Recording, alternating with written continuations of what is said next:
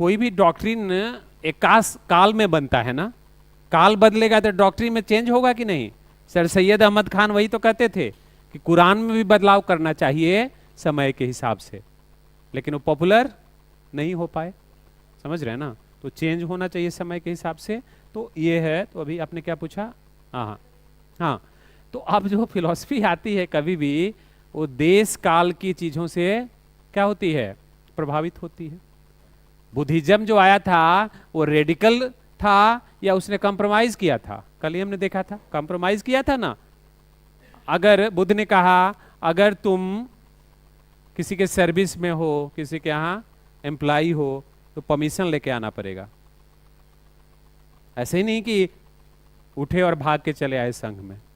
अगर तुमने कहीं कर्ज ले रखा है तो कर्ज चुका के आना पड़ेगा, ऐसे नहीं कि उठ के चल दिए। Getting point? तो why? Because he was trying to maintain the existing order. कोई भी फिलोसफर जो ऑर्डर को ही ब्रेक करना चाहे, उसकी फिलोसफी बहुत कारगर। यही तो मार्क्सिज्म के साथ हुआ भाई। फिलोसफी कंस्ट्रक्टिव होना चाहिए कि डिस्ट्रक्टिव होना चाहिए? तो व्यवहारिक फिलोसफर हमेशा they are not driven by only idealism, practical elements होने चाहिए। और जिसके फिलॉसफी में ज्यादा प्रैक्टिकलिटी होगी वही ज्यादा चल पाएगा, है ना। गांधी का जो फिलॉसफी था उसमें आदर्श भरे हुए थे बहुत ज्यादा। नेहरू ने ही उसको स्वीकार नहीं किया।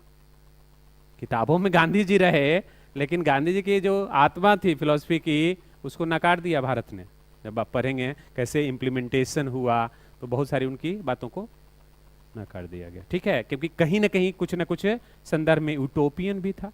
अब गांधी कहते थे कि हृदय परिवर्तन होगा।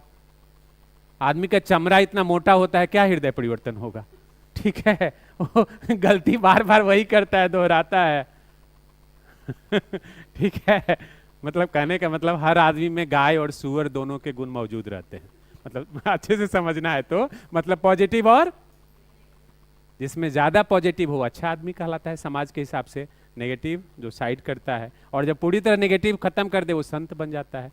सिंपल सी बात है। तो गांधी का जो हृदय परिवर्तन था वो यूटोपियन हो गया ना। लेकिन कुछ उनकी बातें प्रैक्टिकली संभव थी तो हुई। और दूसरी बात कि आदमी अगर अपना हृदय परिवर्तन नहीं करेगा, इसका मतलब आदमी का हृदय अगर मर गया है तो आदमी कहाँ रहा, फिर जानवर बन जाएगा। तो एक दिन ऐसा आएगा जब गांधी की फिलॉसफी को स्वीकार करना ही पड़ेगा। आज हमें लग रहा है यूटोपियन है, लेकिन अगर जीवित रहना है संस्कृति को, समाज को, तो उसको हमें स्वीकार। इसलिए मार्क्सिज्म साइड लाइन हो गया और गांधीज्म का जोर पूरे विश्व में है। नेल्सन मंडेला को देखिए, लुथुली को देखिए, है ना, मार्टिन लूथर किंग को देखिए, सब किससे इंस्पायर हैं? क्योंकि यूटोपिया भले है लेकिन वहीं जाना है। जाना कहाँ है? उधर ही जाना है। आई बस में। तो ये प्रैक्टिकल अप्रोच होगा। चलिए।